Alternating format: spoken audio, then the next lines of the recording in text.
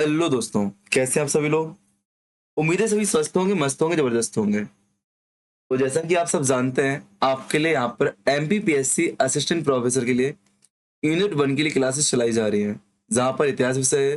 ये आपका lecture number 2 है। ये आपका लेक्चर नंबर 2 है। यहाँ पे आज हम लोग इतिहास में जो टॉपिक है आपका वैदिक काल और पौराणिक अनुश्रुतियाँ, इसको हम लोग पढ़ने वाले हैं। क्या?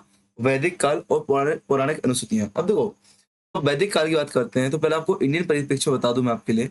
जब वैदिक काल की बात करते हैं तो इंडियन परिप्रेक्ष्य में कुछ ऐसा आता है कि सिंधु घाटी सभ्यता के पतन के बाद आपको उत्तर पश्चिम में अनेक छोटी छोटी संस्कृतियां मिलती हैं, जिनको हम लोग चालगोलिथिक या ताम्र पाषाणिक संस्कृतियां बोलते हैं। उन संस्कृतियों के बारे में हम लोग पहले पढ़ चुके हैं, स्टोन एज के साथ पढ़ चुके थे, ठीक है ना। और जब वैदिक काल पढ़ते हैं तो इसी सप्त सिंधु प्रदेश में आपको आर्य लोग, एक नई प्रजाति दिखती है, नई जाति दिखती है। आर्य भाषा के लोग आपको मिलते हैं यहाँ पे, क्या रखना। वही जब हम पढ़ते हैं तो कुछ समय पश्चात वो लोग इस एरिया में आ जाते हैं। इसको हम लोग उत्तर वैदिक काल के तहत पढ़ते हैं। पर जब एमपी की परिप्रेक्ष्य में पढ़ते हैं तो एमपी की परिप्रेक्ष्य में कुछ वैदिक काल अलग मिलता है, जो कि पौराणिक कथाओं पर आधारित होता है। जो कि क्या? पौराणिक कथाओं पर आधारित होता है। साथ ही साथ रामायण और महाभारत जैसे महाकाव्य पर आधारित होता है। तो मैं इस पार्ट को एमपी के हिसाब से दो पार्ट में डिवाइड करूंगा। नंबर एक, पौराणिक कथाओं के आधार पर महाजनपद काल। क्या? पौराणिक कथाओं के आधार पर महाजनपद काल। यहाँ पे आपको 5 वंश मिलते हैं: कारस वंश, चंद्रवंश, यादव वंश, है वंश, इक्ष्वाकु वंश। अभी सुन लेना बात को, बाद में आपको लिखवा रहा हूं मैं, ठीक है ना। तो पौराणिक कथाओं के आधार पर उन 5 वंशों के बारे में पढ़ेंगे। और जब रामायण और महाभारत की बात आएगी, महाकाव्य की बात आएगी, तो रामायण और महाभारत वाले पार्ट में हम लोग क्या पढ़ेंगे कि एमपी के कौन से क्षेत्र रामायण से संबंधित है, कौन से क्षेत्र महाभारत से संबंधित है। जो महत्व फैक्ट हो, मतलब जो इंपोर्टेंट फैक्ट यहाँ पे होंगे और जो इंपोर्टेंट फैक्ट यहाँ पे होंगे, उनको हम लोग पढ़ेंगे। थोड़ी बहुत कहानियां भी देखते चलेंगे, जिससे कहानियां यदि इंटरव्यू में पूछते हैं तो आपके लिए महत्वपूर्ण हो जाए, ठीक है ना। आपको लिखित परीक्षा देनी नहीं है, आपको ऑब्जेक्टिव परीक्षा देनी है। और आपको जब मैंने 1 तारीख को क्लास ली थी, जिसमें मैंने बताया था लाइव क्लास में कि पेपर कैसे आता है, मैंने आपको पेपर 2 प्रॉपर दिखाए थे। हर चीज मैंने आपको बताई थी कि भैया वन लाइनर क्वेश्चन आते हैं। और वन लाइनर क्वेश्चन यदि आपको सॉल्व करना है तो आपको डायरेक्टली आपको क्या आना चाहिए, आपको सीधे टू द पॉइंट आपको क्या आना चाहिए भैया, आंसर याद होना चाहिए, लाइन टू लाइन आपको याद होना चाहिए। तो मैं आपको इस तरीके से नोट्स बनवाता हूँ, जिससे आपको क्या रहे कि आप अपना काम कर सके, ठीक है ना। तो आपको अभी मैं आपको लिखवा दूंगा समझाते हुए, ठीक है ना। तो वैदिक काल मैंने आपको इंडिया के परीक्षा बता दिया, और एमपी के सापेक्ष में वैदिक काल बता दिया कि एमपी हम लोग क्या पढ़ने वाले हैं, ठीक है ना। तो आप अरे हेडिंग डालना चाहो तो ऐसे डाल लो कि मध्य प्रदेश में वैदिक सभ्यता। हेडिंग डालो, मध्य प्रदेश में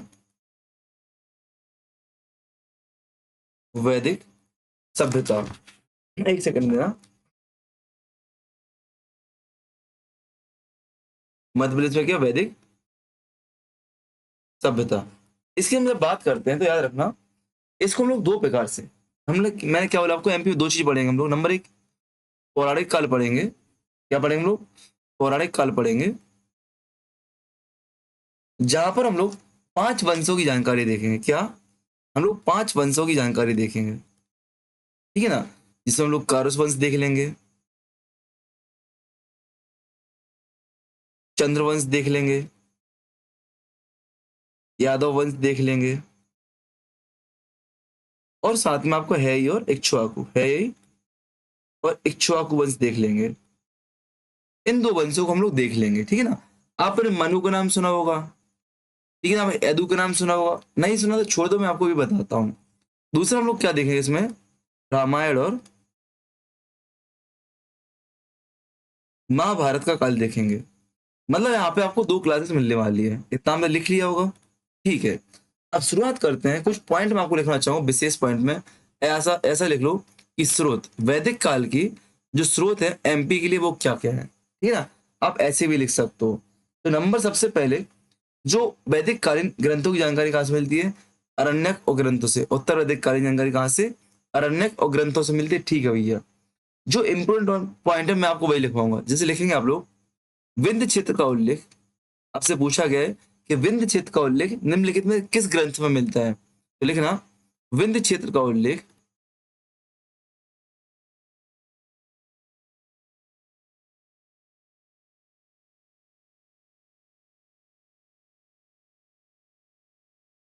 कौशिक की उपनिषद में देखने को मिलता है। ठीक है ना। कौत्स्कीय उपनिषद में हमें देखने को मिलता है किसका, विंध्य पर्वत का उल्लेख या विंध्य क्षेत्र का उल्लेख, ठीक है ना, याद रखना। विंध्य पर्वत का यदि आप इंडिया का मैप देखो तो आपको विंध्य पर्वत कहाँ मिलेगा बेटा, एमपी में देखने को मिलेगा। कहाँ पे, एमपी में आपको विंध्य पर्वत देखने को मिलेगा। हालांकि विंध्य पर्वत एमपी में दिखता है, झारखंड तक भी जाता है, ऐसे एक लंबे क्षेत्र में दिखता है विंध्य क्षेत्र, ठीक है ना, जो कि आपके भारत को उत्तर और दक्षिण भाग में डिवाइड करता है, नॉर्थ और साउथ पार्ट में आपको डिवाइड करता है। तो कहाँ पे, कौत्स्कीय उपनिषद में विंध्य पर्वत का उल्लेख मिलता है, ठीक है ना। चलो याद रखना, सतपथ ब्राह्मण में क्या, रेवोत्तम नदी का उल्लेख मिलता है। क्या, सतपथ ब्राह्मण में, सतपथ ब्राह्मण में आपको रेवोत्तम नदी का नाम मिलता है। इस बात को आपको रखना है। और ये रेवोत्तम नदी जो वेबर महोदय आपके इतिहासकार वेबर महोदय इस रेवोत्तम को रेवा नाम से डिकोड करते हैं। ये रेवा नदी का नाम है। क्या, वेबर महोदय इस नदी को रेवा नाम से डिकोड करते हैं। आप सेंटेंस थोड़ा अपने हिसाब से बनाते चलना, मॉडिफाइड करते चलना, ठीक ना। रेवा नाम से डिवाइड करते हैं। आपको पता है रेवा किसका नाम है बेटा, नर्मदा का प्राचीन नाम रेवा कहा जाता है। इसको आपको याद रखना। बात करो, एक मनुस्मृति ग्रंथ है, मनुस्मृति ग्रंथ है। अब देखो इतना आपको पता होगा सतपथ ब्राह्मण क्या होते हैं, कौत्स्कीय उपनिषद क्या होते हैं, मनुस्मृति क्या होती है। अगर नहीं होती है तो इतना समझो, हिंदू पौराणिक कथा या के ग्रंथ होते हैं। क्या, हिंदू पौराणिक कथाओं ग्रंथ होते हैं। बस इतना समझ लो, जो हम लिखवा रहे हैं आपके लिए ग्रंथों के नाम है, प्राचीन हिंदू ग्रंथों के नाम है, इतना समझ लो बस। क्योंकि यदि आपको अब समझाऊंगा उपनिषद क्या होते हैं, आरण्यक क्या होते हैं, ब्राह्मण ग्रंथ क्या होते हैं, वेद क्या होते हैं, संहिताएं क्या होती है, तो अभी आप पक जाओगे। तो हमें इतिहास उस लेवल पे नहीं पढ़ना, हमें इतिहास एग्जाम ओरिएंटेड पढ़ना है। हमें क्या, इतिहास एग्जाम ओरिएंटेड, और एमपी का इतिहास पढ़ना एग्जाम के लिए। जो फैक्ट इंपोर्टेंट है, जहां से क्वेश्चन आता है वो मैं आपको बता रहा हूँ, ठीक ना। लेकिन मनुस्मृति की रचना कब की मानी जाती है बेटा, शुंग काल की मानी जाती है। शुंग काल की मानी जाती है, जिसमें एमपी के बारे में, मध्य प्रदेश के बारे में जानकारी मिलती है, ठीक है ना।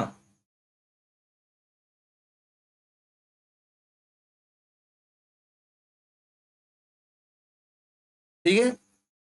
और मनुस्मृति की रचना शुंग काल की मानी जाती है। इसमें बताया गया है, इसमें बताया गया है कि आपको पता है आर्यों का आगमन हुआ था। आर्यों का, यदि आप इंडिया देखो, आप इंडिया देखो, इंडिया के सप्त सेंधा प्रदेश में आर्यों का प्रारंभिक आगमन हुआ था। और कहाँ से आके, आपके मध्य एशिया से आके यहाँ से बसे हुए थे।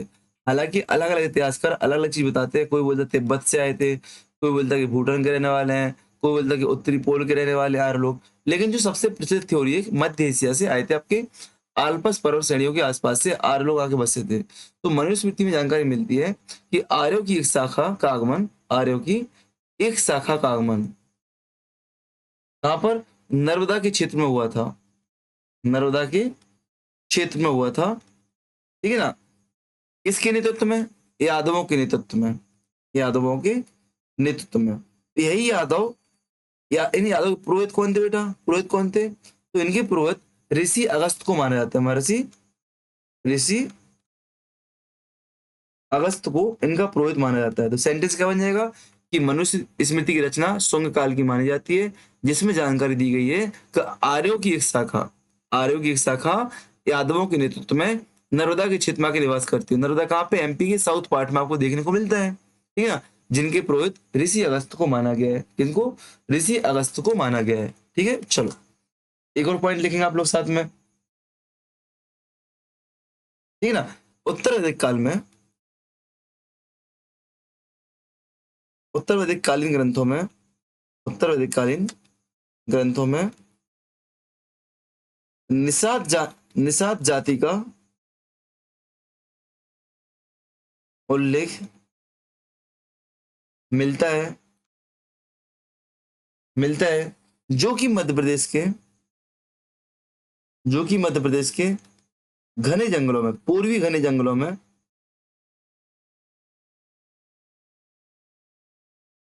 निवासरत मानी जाती है, निवासरत मानी जाती है, ठीक है। पूर्वी घने जंगलों में निवासरत मानी जाती है। इस बात को आपको याद रखना है, ठीक है। अब यहां से क्वेश्चन कैसे बनेगा, क्वेश्चन बनेगा बेटा कि एमपी में आर्यों की जानकारी कहां से मिलती है, मनुस्मृति से मिलती है। रेवोत्तम नाम किस नदी का है? नर्मदा का है। आप बोलोगे, मैं यहाँ से पूछ रहा हूँ, आप बोलोगे रेवोत्तम नाम किसका है? नर्मदा का है। जानकारी कहाँ से मिलती है? शतपथ ब्राह्मण से मिलती है। बिंद पर्वत का उल्लेख कहाँ मिलता है? कौत्स्कीय उपनिषद में मिलता है। क्या? कौत्स्कीय उपनिषद में मिलता है। ठीक है ना? चलो ठीक है, अब हेडिंग डालो आप लोग। हम इन 500 वंशों की बात करें। क्या? हम इन 500 वंशों की बात करेंगे। जैसे आपको थोड़ा सुन लेना पहले, फिर मैं आपको लिखवा दूंगा। जो मैं पौराणिक, अब मैं इतिहास किसको, पहला टॉपिक किसको, पौराणिक कथाओं के आधार पर इतिहास। तो आप देखोगे ऐसा अनुश्रुतियों में, अनुश्रुतियां क्या होती हैं? जो प्रचलित किंवदंतियां होती हैं, कहानियां होती हैं, जिनको वास्तव में सत्य नहीं माना जाता है, लेकिन कुछ हद तक सत्य होती हैं। ठीक है ना? तो अनुश्रुतियों में ऐसा कहा जाता है कि मानव प्रजाति के प्रथम पुरुष कौन थे? सुन लेना बेटा पहले।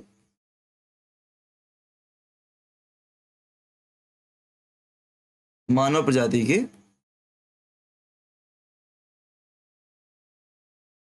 प्रथम पुरुष कौन थे? वैवत्स मनु थे। याद रखना, वैवस्वत मनु को मानव प्रजाति का प्रथम पुरुष माना जाता है। सेंटेंस चाहो तो लिख भी लेना, और बहुत इंपोर्टेंट क्वेश्चन है, कई बार आपके एग्जाम में आ चुका है। ठीक है ना?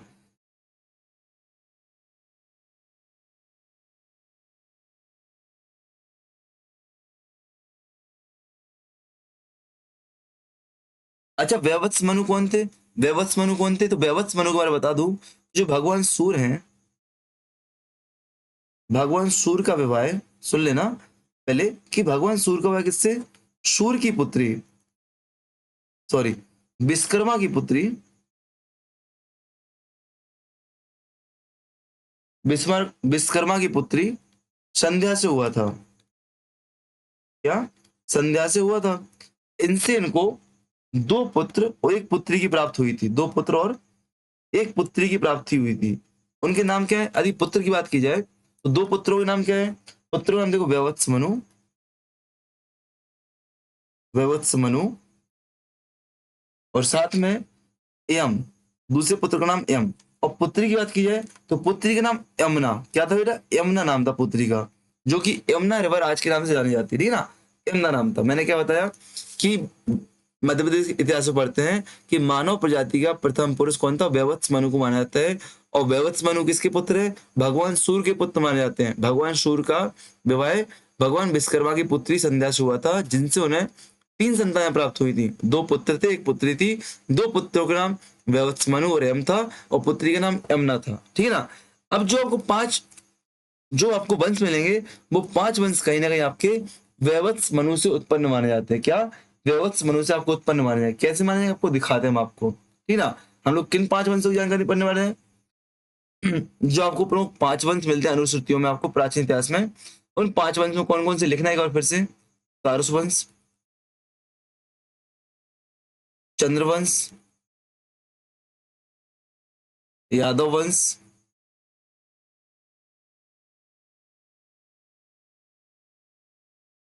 यादव वंश, जय वंश, काकू वंश।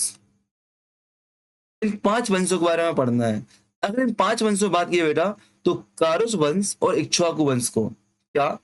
कारुस वंश को और इक्ष्वाकु वंश को मनु की संतान माना जाता है। जो वैवत्स मनु है, उन्हीं की संतानों में से माना जाता है कि इन्हीं के वंशजों के द्वारा कारुस वंश और इक्ष्वाकु वंश संबंधित है। और जो आपके चंद्रवंश, यादव वंश, हे वंश है, ये यदु की संतान में आती है, यदु वंश में आपकी आती है। याद रखना। ठीक है ना?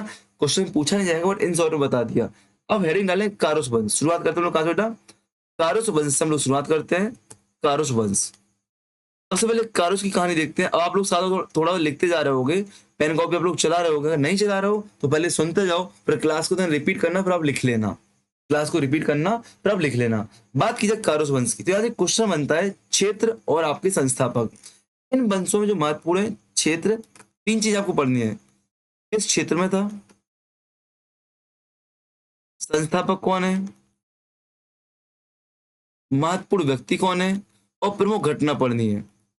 जैसे आपने सुना होगा, क्वेश्चन आता है ओंकारेश्वर का नाम मानधाता किसने रखा था? मानधाता का नाम क्या है? बघेल क्षेत्र में कौन सा वंश था प्राचीन? है कि नहीं? तो ऐसे आपसे क्वेश्चन बनते हैं, बनते कि नहीं बनते? तो यहाँ पे देखो, यदि बात की जाए, अब देखो, अब थोड़ा यहाँ पे एमपी का भूगोल आपको आना चाहिए बेटा। थोड़ा एमपी का भूगोल आपको बता दो। एमपी के भूगोल में ए क्षेत्र आपका बघेलखंड में आता है, ये आपका बुंदेलखंड में आता है, ये आपका ग्वालियर अंचल में आता है जो कि भिंड मुरैना क्षेत्र का है, ठीक है ना। ये आपका मालवा अंचल में आता है, ये पूरा सतपुड़ा श्रेणी आपको यहाँ पे दिखती है, क्या दिखती है, सतपुड़ा श्रेणी दिखती है। तो कारस वंश की जब बात करते हैं तो कारस वंश आपको एमपी के क्षेत्र में मिलेगा बेटा, कारस वंश आपको मिलेगा एमपी के बघेलखंड क्षेत्र में। कहा बेटा, रीवा क्षेत्र में, बघेलखंड क्षेत्र में। कहाँ पे, रीवा बघेलखंड क्षेत्र में देखने को मिलेगा। अगर संस्थापक की बात मानी जाए, संस्थापक की बात, तो संस्थापक कौन है, वैवत्स मनु के पुत्र। संस्थापक कौन बेटा इसके, कारस वंश के संस्थापक वैवत्स मनु के पुत्र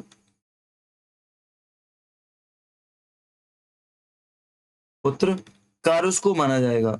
अब इतना कॉमन सेंस आप लगा सकते हो कि कभी संस्थापक नहीं पूछेगा, क्यों, कि वंश का नाम ही संस्थापक के नाम से। क्या पूछेगा सीधा आपसे कि कारस वंश किस क्षेत्र में था बेटा, तो रीवा क्षेत्र में। कहा बेटा, रीवा बघेलखंड क्षेत्र में। एक ही पॉइंट आपको याद करना है इसमें से, बस इसके ज्यादा पॉइंट याद नहीं करना। बताओ आप इसके लिए बात 10-12 पेज की कहानी पढ़ लो, या मैं आपको बताऊं कारस वंश ऐसा था वैसा था, याद कर पाओगे नहीं। जो इंपोर्टेंट फैक्ट है भाई, नोट्स इसलिए मैं बनवा रहा हूँ आपके लिए क्योंकि आपको मैप दिखाई दे रहा है, आप खुद से ड्रॉ कर रहे हो, आप खुद से लिख रहे हो रीवा चित्र में, और नोट्स क्या, मैं तो कुछ भी कहीं पे भी लिख रहा हूँ, बट आप अपने हिसाब से बनाओगे, अपने पैटर्न में बनाओगे, इससे आपको चीजें याद होंगी, ठीक है ना। बात करते हैं बेटा आगे। दूसरा आएगा चंद्रवंश। क्या, चंद्रवंश। इसको हम एल साम्राज्य के नाम से जानते हैं। आपसे क्वेश्चन पूछा जाएगा कि चंद्रवंश को अन्य किस नाम से जानते हैं, तो इसको हम लोग एल साम्राज्य से के नाम से भी जानते हैं। क्या, एल साम्राज्य के नाम से भी जानते हैं, ठीक है ना। अब जो वैवत्स मनु उनकी एक पुत्री थी, इनका नाम एल साम्राज्य कैसे पड़ा मैं बताता हूँ। जो वैवत्स मनु है, जो वैवत्स मनु उनकी एक पुत्री थी, क्या थी पुत्री, क्या नाम था उनका, उनकी पुत्री का नाम था ईला। ईला। इनका विवाह क्या हुआ, इनका विवाह चंद्रवंशीय शासक सोम से हुआ। किससे हुआ, चंद्रवंशीय शासक सोम से हुआ। हालांकि सोम की कुछ समय मृत्यु हो जाती है तो ईला ही इनका साम्राज्य संभालती है, इसलिए इसको एल वंश के नाम से जानते हैं। क्या जानते हैं, एल वंश के नाम से जानते हैं। आगे आपको समझ में कि चंद्रवंश को एल साम्राज्य क्यों कहते हैं। अगर इसकी विस्तार की बात करें, इसके क्षेत्र की बात करें, तो क्षेत्र आपको एमपी में कहाँ मिलेगा बेटा, आपको जो एमपी में क्षेत्र मिलेगा कहाँ पे बेटा, बुंदेलखंड में। कहाँ पे, बुंदेलखंड क्षेत्र में आपको दिख जाएगा। यदि मैपिंग की बात करो आप एमपी की मैपिंग पे कि बुंदेलखंड आपको कहाँ मिलेगा, तो बुंदेलखंड देखो आपको इन संभागों में मिलेगा। एमपी कुछ ऐसा में यहाँ पे आपको यूपी और एमपी में आपको बुंदेलखंड देखने को मिलेगा, ठीक है ना। चलो बात करें, साथ ही साथ एक और फैक्ट महत्वपूर्ण है, आपको चंद्रवंश जो है इसका संबंध ऐत्रेय ब्राह्मण में बताया गया, किससे, निषाद जाति से। क्या, निषाद जाति से इसका संबंध जोड़ा जाता है। और निषाद जाति की जानकारी कहाँ मिलती है, ऐत्रेय ब्राह्मण में मिलती है। कहाँ मिलती है बेटा, ऐत्रेय ब्राह्मण में मिलती है। हम शुरुआत में लिख चुके हैं कि ऐत्रेय ब्राह्मण से हमें इसकी जानकारी प्राप्त होती है। अब बात करते हैं यादव वंश की, तो रिवाइज करो। चंद्रवंश को एल वंश भी कहते हैं, क्यों कहते हैं भैया, वैवस्वत मनु की पुत्री ईला और चंद्रवंशी सोम का विवाह हुआ था बुंदेलखंड क्षेत्र में। कहाँ पे, बुंदेलखंड क्षेत्र में, ठीक है ना। चलो आगे बढ़े हम लोग, बात करेंगे हम लोग इसकी यादव वंश की। किसकी बेटा, यादव वंश की। अब देखो अगर यही चीज मैं पीपीटी से लेके आया ना, 1 मिनट में पढ़ के निकाल दूं, बट मैं लिख पा रहा हूँ तो आप भी लिख रहे होंगे, इससे आपको चीजें याद हो जाएंगी। यादव वंश की बात करें, यादव वंश की, तो यदु के पुत्र थे क्रोक्ष, ठीक ना। यादव वंश, यदु के जो पुत्र थे, यदु के पुत्रों को यादव कहा गया, ठीक है भैया। यदु के पुत्र क्रोक्ष थे, क्रोक्ष के पुत्रों को यादव कहा गया। नहीं आएगा आपसे, बट आपसे जो महत्वपूर्ण क्षेत्र पूछा, किस क्षेत्र में है, क्या आपसे क्षेत्र पूछा जाएगा। क्षेत्र का मिलेगा बेटा आपको, मथुरा सूरसेन क्षेत्र में। मथुरा सूरसेन जो आपका क्षेत्र है, एरिया, उस क्षेत्र में आपको देखने को मिलेगा। देखो इस क्षेत्र में, ठीक है, क्या आपको यादव वंश देखने को मिलेगा। आप देखो वैदिक काल में शुरुआत कहाँ से, नर्मदा के क्षेत्र से हो रही है। नर्मदा के क्षेत्र से आप याद आ जाओगे, यहाँ पे आपको देखने को मिला यादव वंश, ठीक है ना। ठीक, इसी वंश से आगे चलकर आपको कृष्ण और बलराम देखने को मिलते हैं। इसी यादव वंश में आगे जाके श्री कृष्ण और आपको भगवान बलराम भी देखने को मिलेंगे। इस बात को आपको विशेष तौर पर याद रखना है। क्या, इस बात को आपको विशेष तौर पर याद रखना है, ठीक है ना। चलो आगे बढ़े हम लोग, बात करते बेटा है वंश की। इसकी है वंश की। नंबर 4 आ जाओ, वंश।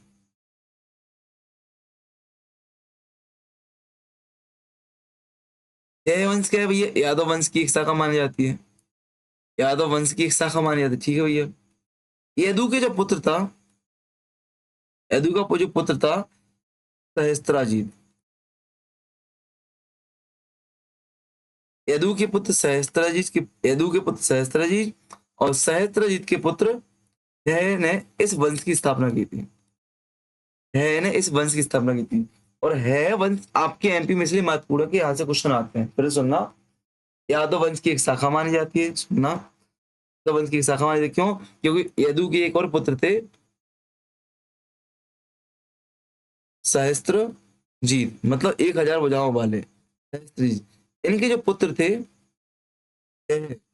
उन्होंने इस वंश की स्थापना की थी। क्या यहाँ से क्वेश्चन आएगा? नहीं आएगा। लेकिन है वंश के कुछ ऐसे प्रमुख शासक हैं जहां से आपके एग्जाम में क्वेश्चन बन सकता है, जहां से आपके एग्जाम में क्वेश्चन बन सकता है। वो शासक कौन कौन है? सुनो, राजा महेशमती। कौन बेटा? राजा महेशमती। आपने महेशमती मूवी देखी होगी, महेशमती साम्राज्य के बारे में सुना होगा, तो कहीं ना कहीं इन्हीं से संबंधित है राजा महेशमती, ठीक है। आपने सुना होगा कीर्तिवीर सहस्त्रबाहु। क्या?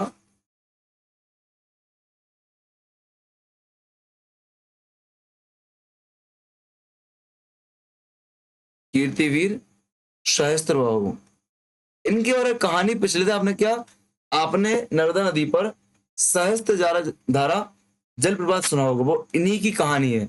सहस्त्र धारा जलप्रपात इन्हीं से संबंधित है वो, ठीक है ना। एक आपको जयध्वज मिलेंगे। कौन? जयध्वज मिलेंगे। तो एक राजा अवंती मिलेंगे, राजा अवंती। आपने उज्जैन का नाम अवंती सुना होगा कि उज्जैन का प्राचीन नाम अवंती है, वो इन्हीं राजा से संबंधित है। क्या? इन्हीं राजा से संबंधित है। तो है वंश आपके लिए महत्वपूर्ण है क्षेत्र के साथ साथ। क्यों महत्वपूर्ण बेटा? कि इसके कुछ राजा प्रमुख है, राजा महेशमती, कीर्तिवीर सहस्त्रबाहु, जयध्वज, राजा अवंती। राजा अवंती। आज आई थिंक बहुत ज्यादा डैमेज आ रही है थकान की वजह से। चलो, तो जैसे प्रमुख शासक है, तो जैसे देखते हैं राजा महेशमती के बारे में। राजा महेशमती के बारे में लिखना चाहो तो लिख सकते हो भैया।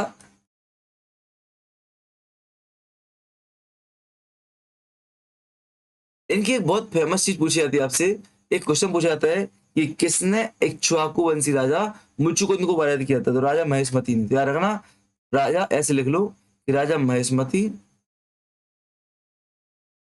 जो किस वंश के थे? है वंश के थे। इनके मत और वर्सेस क्या हुआ?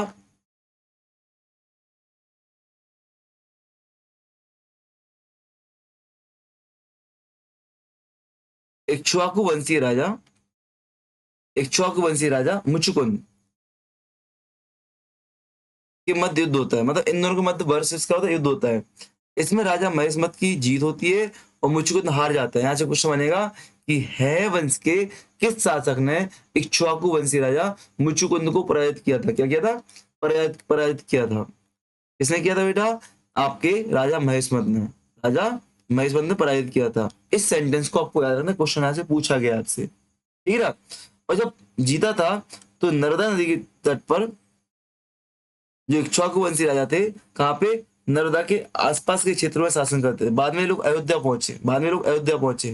भगवान राम इक्ष्वाकु वंश संबंध है कि नहीं है? ठीक है। तो नर्मदा नदी के आसपास क्या क्या जीत लिया? यहाँ पे एक दुर्ग को जीता, एक दुर्ग को जीता, ठीक है ना। एक क्षेत्र को जीता और वहां पे क्या, महेशमत नामक शहर बसाया। क्या? महेशमत नामक आपका एक शहर बसाया, ठीक है ना। अच्छा, महेशमती का वर्तमान नाम क्या बताओ? मानदाता तो ओंकारेश्वर हो गया, तो महेशमती का वर्तमान नाम क्या है ये आपको बताना है, ठीक है। तो राजा महेशमती की कहानी में आपको क्या, एक मुचुकुंद नाम याद रखना है। क्या? मुचुकुंद नाम याद रखना है। भैया इन्होंने मुचुकुंद को पराजित किया था और मुचुकुंद है वंश के शासक थे। दूसरे शासक कौन है बेटा? महत्वपूर्ण, राजा कीर्तिवीर। राजा कीर्तिवीर, राजा कीर्तिवीर के, इनका पूरा नाम राजा कीर्ति सहस्त्रार्जुन, सहस्त्रार्जुन। ये आपका है वंश का सबसे प्रतापी शासक माना जाता है। क्या? सबसे प्रतापी शासक माना जाता है। भाई साहब ने क्या किया था? इनको लंका नरेश रावण को भी हराया था, ऐसा इन भाई साहब लंकापति रावण को भी पराजित किया था। क्या लंकापति रावण को पराजित किया था। इस बात को आपको याद रखना है। साथ ही साथ आपको याद रखना है सहस्त्रार्जुन का मतलब क्या कि 1000 भुजाओं वाला। क्या 1000 भुजाओं वाला। ऐसा माना जाता है कि भाई साहब बहुत वो थे, क्या बोलते हैं, ईगोइस्टिक। इनने भाई साहब क्या किया, राजा को हराया था, हराया था कि नहीं हराया था?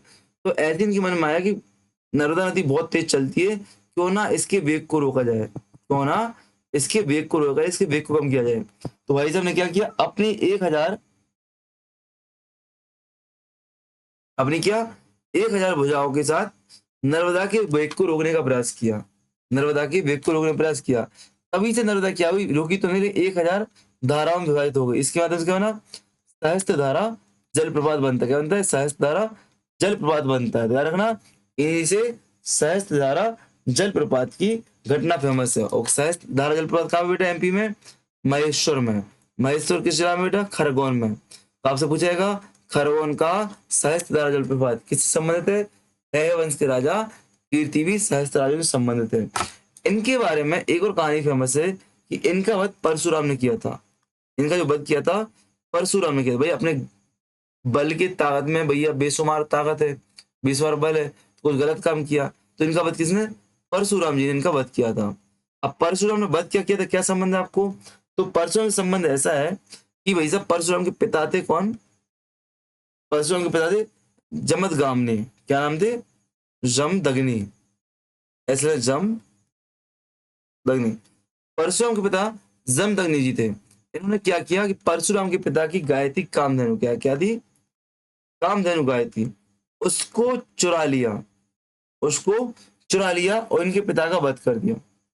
इसके बदले भाई साहब परशुराम जी ने क्या किया था, कीर्तिवीर सहस्त्रार्जुन को वध किया था। इस बात को आपको याद रखना है, इस बात को आपको याद रखना। साथ ही एक और महत्वपूर्ण पॉइंट है कि राजा कीर्तिवीर सहस्त्रार्जुन ने निवाड़ क्षेत्र में, जो नागवंश आपको ग्वालियर में दिखता है बाद में जाके, जो नागवंश आपको ग्वालियर में दिखेगा, वही नागवंश आपको पहले कहा विदिशा के क्षेत्र में दिखता है, मालवा क्षेत्र में। तो इन्होंने क्या किया था, नागवंशियों को भी भगाया था। क्या, नागवंशियों को भगाया था। इस बात को आपको याद रखना है, याद रखना है। तो कीर्तिवीर सहस्त्रार्जुन के बारे में कहानी याद है। एक और प्रमुख शासक कौन थे बेटा, राजा अवंती। कौन थे बेटा, राजा अवंती।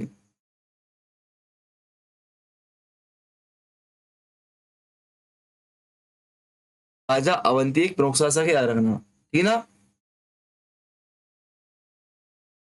और इनके दादा का नाम याद करना तो भी याद कर लो, कीर्तिवीर के पुत्र थे। इनके दादा कौन थे, दादाजी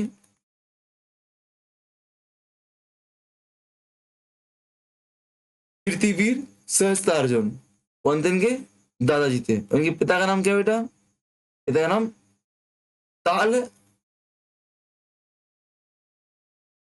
ताल जंग, ताल जंग के पुत्र थे, पिता थे इनके, ठीक है, राजा अवंती के। अवंती, उज्जैन का नाम अवंती किसने रखा, उज्जैन का नाम अवंती इन्हीं के नाम पर रखा गया। उज्जैन का नाम जो अवंती रखा गया, इन्हीं के नाम पे अवंती रखा गया, याद रखना। लेकिन आपको एक बात याद रखना कि उज्जैन की स्थापना किसने की थी। कई लोगों के माइंड में होता कि उज्जैन की स्थापना अवंती ने की थी। भैया अवंती के नाम पे उज्जैन का अवंती रखा गया था, लेकिन उज्जैन की स्थापना अच्युतगामी शासक ने की थी। एक अच्युतगामी नामक शासक थे, इतिहास में पौराणिक कथाओं में अच्युतगामी नामक कौन थे, आपके शासक थे। उन्होंने उज्जैन की स्थापना की थी। इस बात को आपको याद रखना है। क्या, इस बात को आपको याद रखना है, ठीक है ना। चलो आगे बढ़े हम लोग। आ जाओ इक्ष्वाकु वंश पे, किस पे आ जाओ, इक्ष्वाकु वंश पे। मेरे बेटा क्या, इक्ष्वाकु वंश।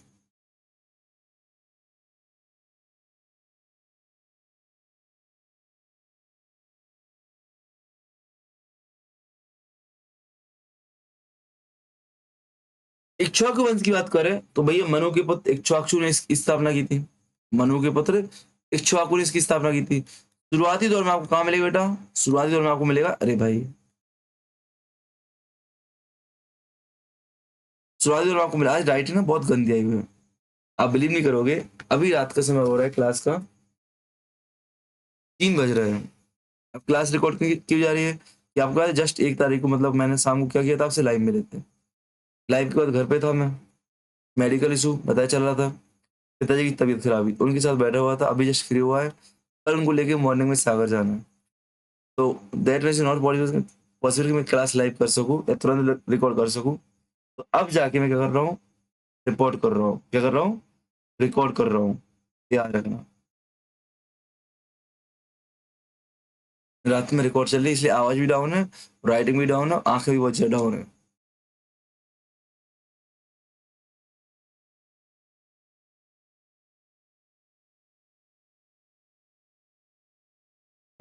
ओम शांति।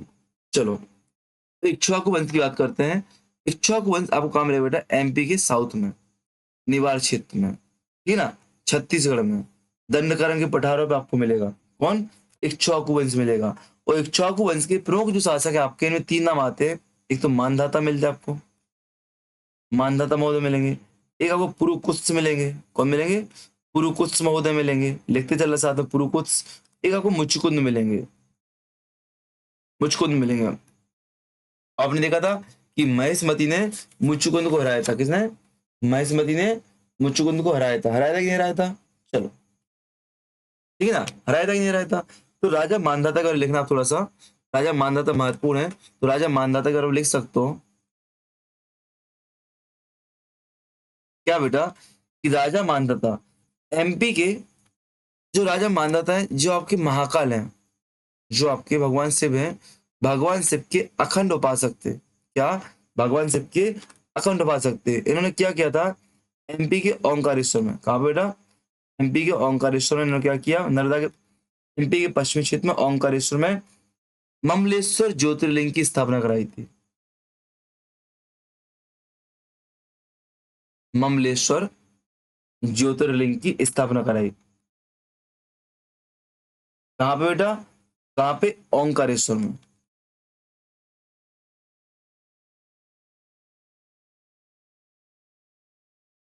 ठीक है ना, याद रखना, एमपी के पश्चिमी तट पर भगवान महादेव की तपस्या करते थे, वहीं पर कहां पे, ओंकारेश्वर में भाई साहब ने ममलेश्वर ज्योतिर्लिंग की स्थापना करवाई। और ममलेश्वर ज्योतिर्लिंग कहां पे, ओंकारेश्वर में। और ओंकारेश्वर का प्राचीन नाम मानधाता नगरी कहा जाता है। ओंकारेश्वर को पहले क्या, मानधाता नगरी के नाम से जानते थे, ठीक है ना, इस बात को आपको याद रखना है। ठीक है, आगे यदि बात करूं मैं कि भैया इनका विवाह कहाँ हुआ था, इनका विवाह इसलिए महत्वपूर्ण है क्योंकि इनका विवाह इतिहास में एक प्रमुख विवाह है। क्यों, कैसे महत्वपूर्ण है, क्योंकि इनका जो विवाह हुआ था, जो एल वंश था, चंद्रवंश था, उसकी राजकुमारी बिंदुमती से हुआ था। चंद्रवंशी राजकुमारी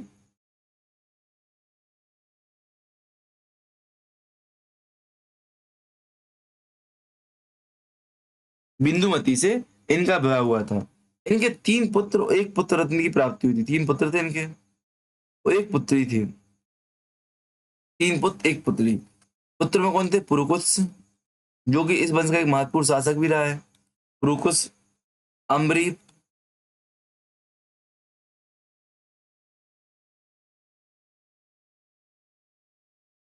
और साथ में मुचुकुंद। मुचुकुंद भी इस वंश के प्रमुख शासक रहे हैं। मुचुकुंद भी क्या, इसके वंश के प्रमुख शासक रहे हैं, ठीक है ना, याद रखना इस बात को। बात करते बेटा हम लोग किसके बारे में, राजा पुरुकुत्स के बारे में। राजा पुरुकुत्स के बारे में, राजा पुरुकुत्स के बारे में एक कहानी प्रचलित है। क्या प्रचलित है, इन्होंने निवाड़ क्षेत्र के गंधर्वों को हराया था। निवाड़ क्षेत्र के गंधर्वों को हराया था, ठीक है ना। साथ में उस क्षेत्र में जब गंधर्वों को हराया, क्या निवाड़ क्षेत्र का एमपी वाली मैप देखो, देखो बस यही चीज बार बार मैं मैप बराबर भली कैसे बन रहा है, पर मैप के माध्यम से आपको दिखा पा रहा हूँ लिखने की वजह से। निवाड़ यहाँ पे जब इन्होंने गंधर्वों को हराया तो नागवंश, यहाँ पे जो नागवंशी शासक थे वो इनसे खुश हो गए। और एक नागवंशी शासक वृषनाग ने, नागवंशी शासक वृषनाग ने अपनी पुत्री का विवाह, अपनी पुत्री रेवा का विवाह पुरुकुत से करा दिया। और रेवा का नाम क्या है, नर्मदा। रेवा का प्राचीन नाम क्या, नर्मदा, ठीक है ना। तो रेवा का नाम क्या रख दिया, नर्मदा रख दिया। सुन लेना मेरी बात को, पुरुकुत्स ने क्या किया, मेवाड़ क्षेत्रों के गंधर्वों को हराया। इससे नागवंशी शासक विश्वनाग ने प्रसन्न होकर अपनी पुत्री रेवा का विवाह पुरुकुत्स से कराया और रेवा का नाम क्या रख दिया, नर्मदा रख दिया। और आपसे पूछा है कि नर्मदा, रेवा का नाम नर्मदा किसने रखा था, तो पुरुकुस ने रखा था। आपसे पूछा है रेवा का किसका प्राचीन नाम था, तो रेवा नर्मदा का प्राचीन नाम था। किसका था, नर्मदा का प्राचीन नाम था। अगर आपसे पूछा है कि रेवा किस वंश के लिए मानी जाती है, तो नागवंशी है। अगर आपको याद हो महाभारत की कहानी पिछले थे, क्या वो नाग नदी में गिर जाता है, कौन, भीम, पितामह भीष्म पितामह नदी में गिर जाता है, तो कहाँ पहुंचता है, नागलोक में पहुंचता है। कहाँ पहुंचता है, नागलोक में पहुंचता है। नागलोक कहाँ, उसका मामा लोक को, कहाँ होता है, याद है कि नहीं याद है? चलो ठीक है ना। अब आता हूँ राजा, क्या नाम है, राजा मुचुकुंद, अंतिम राजा मुचुकुंद।